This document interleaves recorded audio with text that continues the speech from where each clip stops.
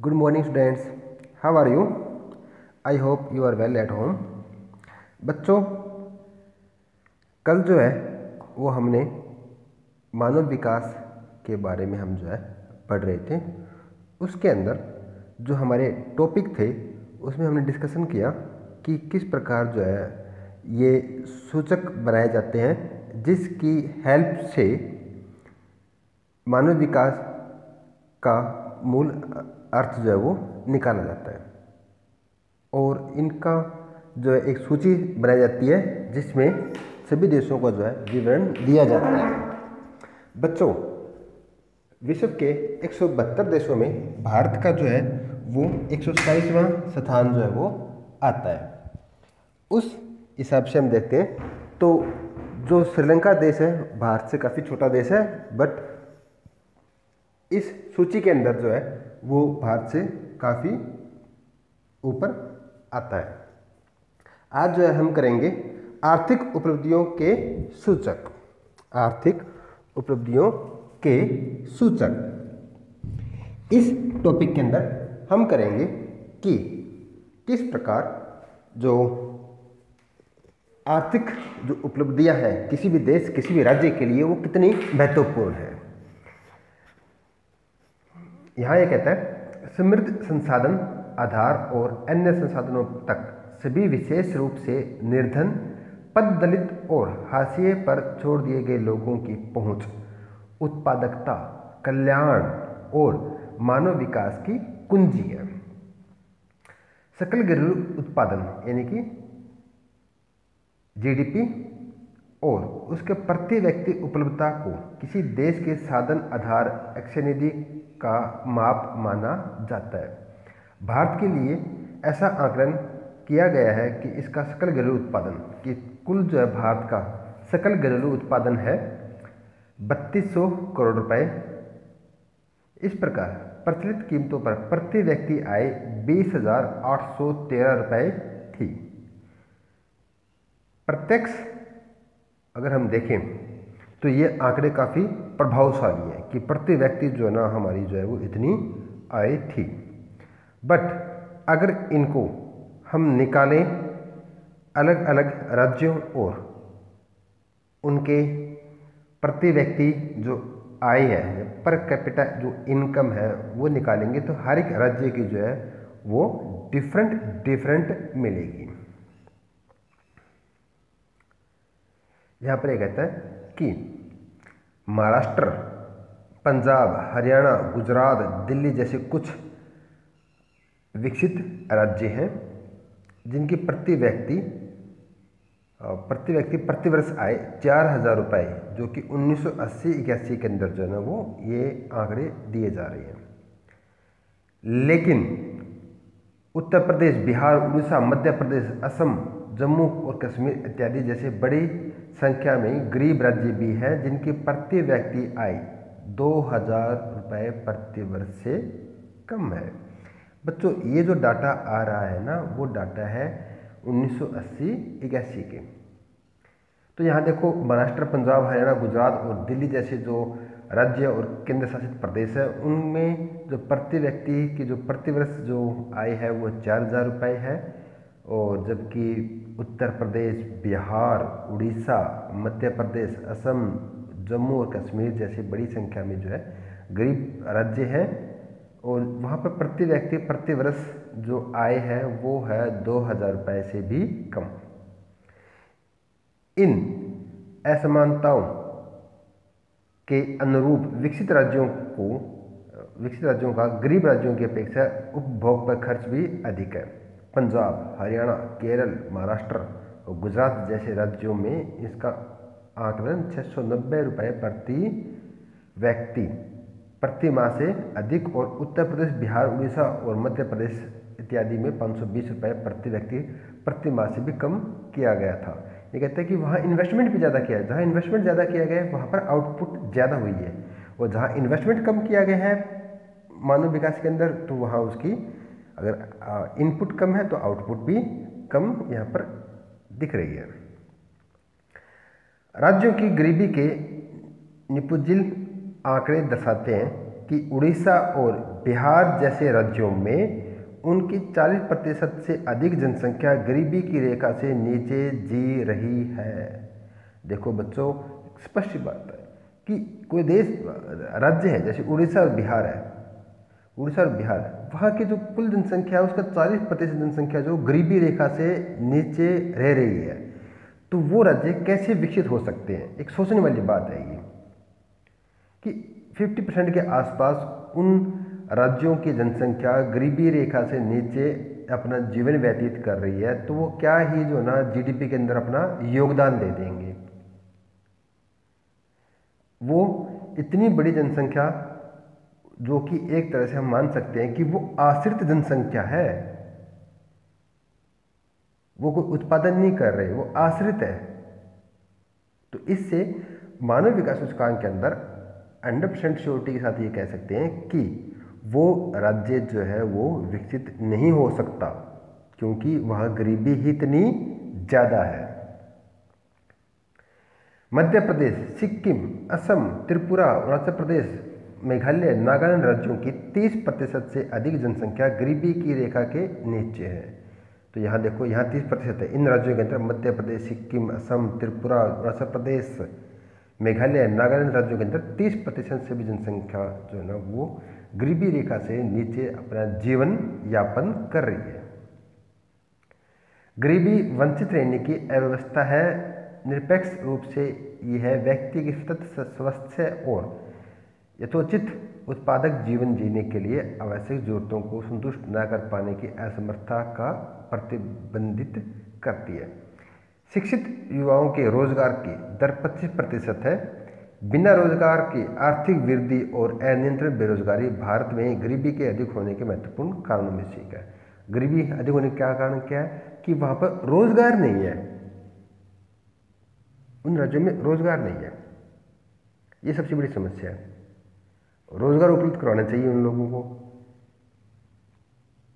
बच्चों, दूसरा एक रीज़न ये भी है कि बिहार, उड़ीसा, मध्य प्रदेश, उत्तर प्रदेश, पश्चिम बंगाल, इन राज्यों में जनसंख्या भी अधिक है, जनसंख्या भी अधिक है, इसलिए वहाँ गरीबी भी अधिक है। यहाँ आप देख सकते हैं जो कुछ डाटा दिए गए हैं, इधर राज्यों के नाम है और यहाँ पर राज्य व गरीबी रेखा के नीचे प्रतिशत जो है उनका दिया गया है। बिहार के अंदर आप देख सकते हैं कि 42 पॉइंट जो है ना 60 जो है वो बता रहा है, सबसे टॉप के ऊपर है ये। इतनी जनसंख्या जो वहाँ की गरीबी रेखा से जो है नीचे जीवन व्यतीत कर रही है। अगर हम बात करते हैं सबसे कम कि गरीब जनसंख्या सबसे कम कहाँ पर है, वो है जम्मू कश्मीर। इसका कारण ये था कि अब तो चलो 370 जो है ना वो धारा जो है वो अब तोड़ दी गई है, आर्टिकल 370, लेकिन पहले जो है इसको एक विशेष राज्य का अधिकार दिया गया था, तो इसके लिए विशेष जो पैकेज होते थे उस पैकेज का जो वहाँ के लोगों को बहुत ज़्यादा बेनिफिट मिलता था। अगर हम हरियाणा की बात करते हैं तो यहाँ पर जो गरीबी रेखा से जो नीचे जीवन व्यतीत करते हैं वो 8.47 है, जो कि काफ़ी अच्छा है स्कोर। अब भी इसमें कमी आई है तो काफ़ी अच्छा स्कोर रहा है हरियाणा का कि भी इतने कम लोग जो यहाँ पर गरीबी रेखा से जीवन नीचे व्यतीत कर रहे हैं। अगर हम बात करते हैं अपने पड़ोसी राज्य है पंजाब, जिसका काफ़ी प्रभाव रहा है हरियाणा के ऊपर। पंजाब के अंदर 6.16 जो है परसेंटेज आता है, जो कि काफ़ी निम्न हम मान सकते हैं। तो अच्छा जो है वहाँ पर भी डेवलपमेंट किया है ह्यूमन डेवलपमेंट के अंदर। अब हम बात करते हैं नेक्स्ट स्वस्थ जीवन के सूचक। बच्चों, कहते हैं ना हेल्थ इज़ वेल्थ। अगर हमारी आय भी कम है, हम गरीब भी हैं, हम पढ़े लिखे भी नहीं हैं, लेकिन हम अगर स्वस्थ हैं, एक लंबा जीवन व्यतीत कर रहे हैं, तो वो हमारे लिए सबसे बड़ा जो है ना हमारा जो एक पॉजिटिव पॉइंट है। यहाँ पर ये कहता है कि रोग और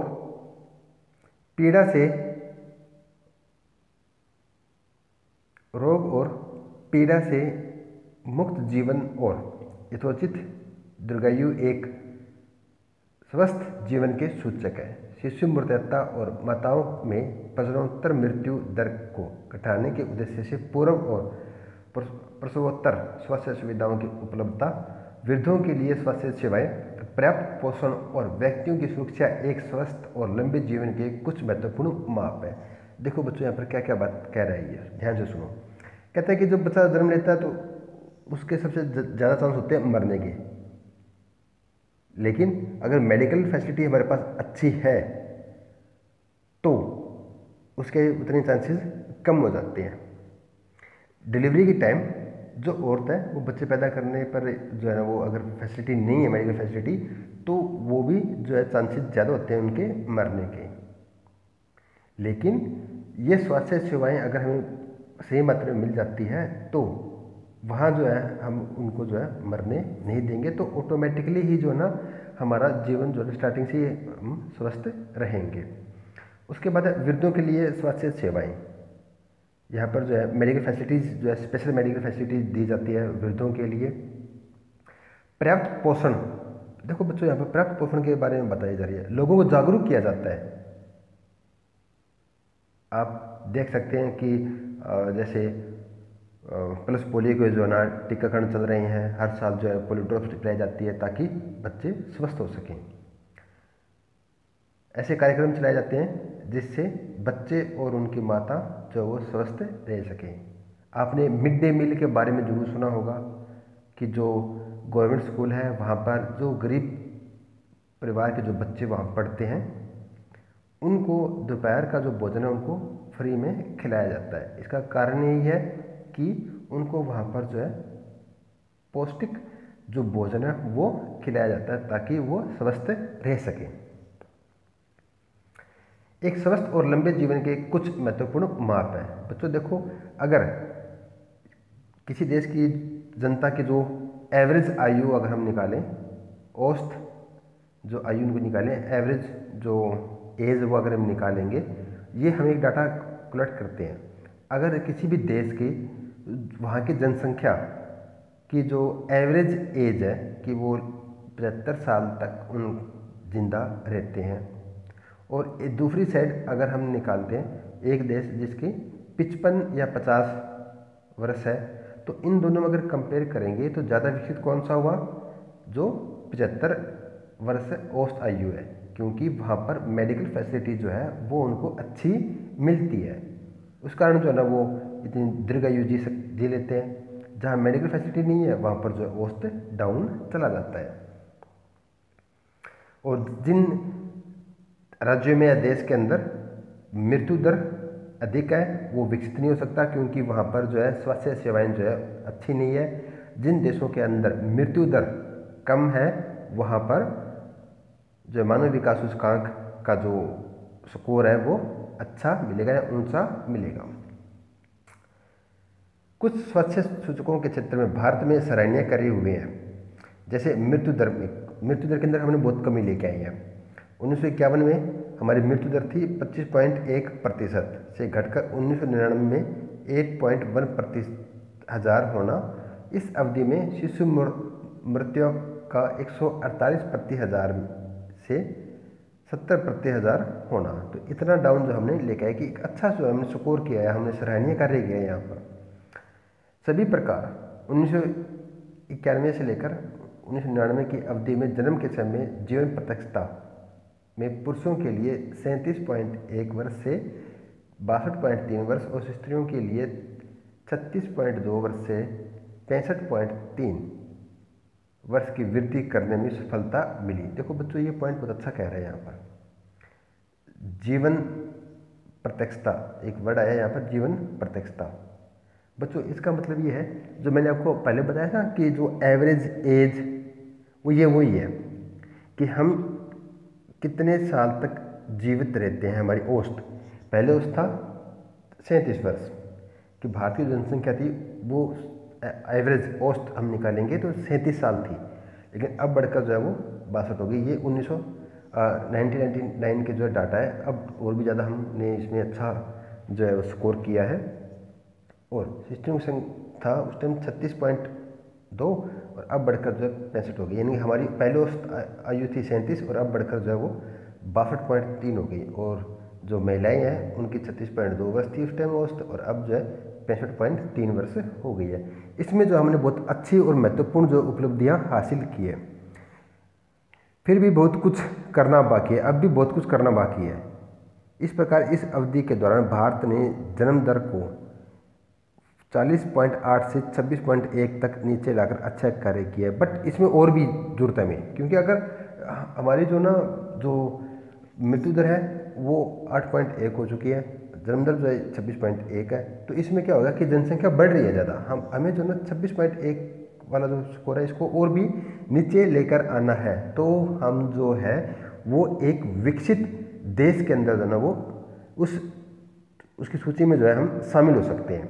अगर ऐसी जनसंख्या बढ़ती गई तो प्रॉब्लम क्रिएट होएगी। सबसे बड़ी जो प्रॉब्लम है वो गरीबी वाली जो प्रॉब्लम है, रोज़गार नहीं मिल पाएगा, स्वास्थ्य सेवाएं जो हमें अच्छी नहीं मिल पाएगी, शिक्षा नहीं मिल पाएगी। तो ये बहुत ज़रूरी है कि जो जनसंख्या जिस गति से बढ़ रही है उसको कंट्रोल करना जो है वो बहुत ही अनिवार्य हो चुका है आज के समय में। यहाँ ये लिख भी रहा है कि जो विकसित देश है उनकी तुलना में जो है ये काफ़ी ऊंची जन्म दर है अपनी। तो ये जो है ना यहाँ पर हमने जो अच्छा काम नहीं किया, यहाँ इसको और भी कंट्रोल करना जो है हमारे लिए एक नेसेसरी जो है ना वो हो जाता है। लिंग विशिष्ट और ग्रामीण व नगरीय स्वास्थ्य सूचकों के संदर्भ में देखने पर स्थिति और भी चिंताजनक प्रतीत होती है। लिंग विशिष्ट की जो ना किसी एक लिंग जैसे हम हमारे समाज में क्या है कि हम पुरुषों को ज़्यादा या लड़कों को ज़्यादा अहमियत देते हैं। तो ये जो हम भेदभाव करते हैं ये डज नॉट फेयर। ग्रामीण व नगरीय स्वास्थ्य सूचकों के संदर्भ में देखने पर स्थिति चिंताजनक प्रतीत होती है कि नगरों के अंदर स्वास्थ्य सेवाएं अच्छी है, लेकिन गांव के अंदर जो स्वास्थ्य सेवाएं हैं वो इतनी बेहतर नहीं है। बच्चों, हम जो बात कर रहे हैं आप इसका अपने आसपास के एरिया से ही ताल्लुक़ मत रखें, हम पूरे इंडिया की बात कर रहे हैं। जिस फील्ड में हम रह रहे हैं यहाँ पर हमें बहुत अच्छी फैसिलिटी जो है वो मिल जाती है, लेकिन आप अगर महाराष्ट्र जाओगे, बिहार, उड़ीसा, झारखंड, पश्चिम बंगाल, वहाँ राजस्थान, वहाँ के जो गांव हैं वहाँ पर जो ना इन ऐसी जो समस्या है वहाँ पर बहुत ज़्यादा है। हम ये कहेंगे कि जो उनको एक बेसिक जो नीड चाहिए या आधारभूत जो आवश्यकता चाहिए जीने के लिए, उनके लिए भी उन लोगों को संघर्ष करना पड़ रहा है। भारत में शिशु लिंग अनुपात घट रहा है। भारत की जनगणना 2001 के निष्कर्ष विशेष रूप से 0 से 6 आयु वर्ग के बच्चों के लिंग अनुपात के संबंध में बहुत ही अवांछनीय है। रिपोर्ट के अन्य महत्वपूर्ण लक्षण यह है कि यदि केरल का अपवाद मान लिया जाए तो सभी राज्यों में बच्चों का लिंग अनुपात घटा है। तो ये जो है ना हमारे लिए एक अच्छा जो है वो सिंगल नहीं है। पंजाब और हरियाणा जैसे विकसित राज्यों में यह सबसे अधिक चिंताजनक है, क्योंकि आप सभी जानते हैं कि हरियाणा के अंदर जो भ्रूण हत्या के ऊपर जो है अब बिल्कुल बैन कर रखा है और उसके लिए दंडनीय अपराध जो है इसको मानते हैं। जहां यह लिंग अनुपात प्रति 1000 बालकों की तुलना में 800 बालिकाओं से भी नीचे है, इसके लिए कौन कौन से कारक उत्तरदायी है? यह सामाजिक दृष्टिकोण है अथवा लिंग निर्धारण की वैज्ञानिक विधियाँ? तो ये कह रहे हैं कि मोस्टली यहाँ पर जो हम कह सकते हैं कि यहाँ पर जो सामाजिक दृष्टिकोण हमारा यही है कि हम अपने समाज के अंदर जो है वो लड़कों को ज़्यादा अहमियत देते हैं। हम यहाँ इक्वलिटी नहीं रखते, भेदभाव है हमारे यहाँ समाज के अंदर। यही सबसे महत्वपूर्ण कारण माना गया है। देश के अंदर जहाँ लिंग अनुपात की अगर हम बात करते हैं तो हरियाणा का लिंग अनुपात सबसे निम्न है, जो कि सबसे गलत बात है। तो बच्चों, आज के लिए इतना ही। और हाँ, आपके जो ना MCQ ये एक क्विज होगा, कुछ टाइम के बाद आपको डेट जो है वो बता दी जाएगी, और उसमें फर्स्ट लेसन जो अपना जनसंख्या वाला जो लेसन है, जनसंख्या ये वितरण और घनत्व वृद्धि के बारे में जो वाला जो लेसन है, उस लेसन में से 15 MCQ क्वेश्चन आएंगे और उसका एक टाइम होगा। उस टाइम पर आप जो है वो अपने काम करना होगा वो। तो आप फर्स्ट लेसन जो है वो अच्छे से प्रिपेयर कर लें। Thank you students. Next video जो होगा हमारा वो सामाजिक सशक्तिकरण के सूचक के ऊपर होगा। Thank you students, have a nice day.